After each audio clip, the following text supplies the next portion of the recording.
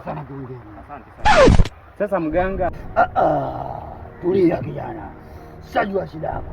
Mapenzi yanawatesa sana vijana. Ana kwa mganga mache peku. Asante mganga. Wananijua wote hapa. Shida yako nisaidiwa kijana.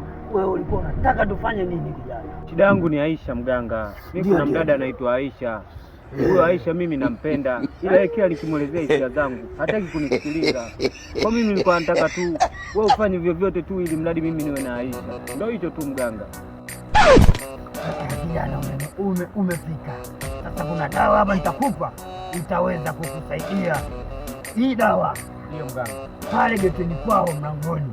Utaenda utanyunyizia geti yote zima. Sasa kipindi unanyunyizia, hakikisha hatuki mtu yoyote baada ya Aisha. Yaani Aisha ndo aanze kutoka, alafu ndio akishatoka tu atakupata mwenyewe. Shika hii dawa, asione mtu, usifungue, usigeuka nyuma kipindi unaenda. Nyosha moja kwa moja mpaka getini kwao. Haina shida mganga. Kijana, mbona unajichomoa beti kijana? Mbona mjinga nyuki huyu? Kia asali.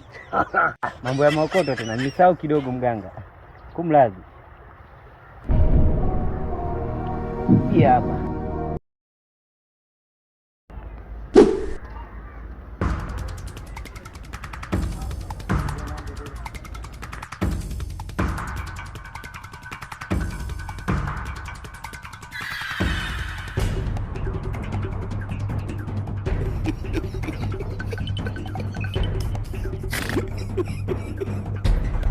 Aduh, bobo.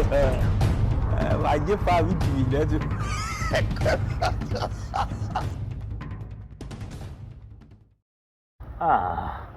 Kasharibu.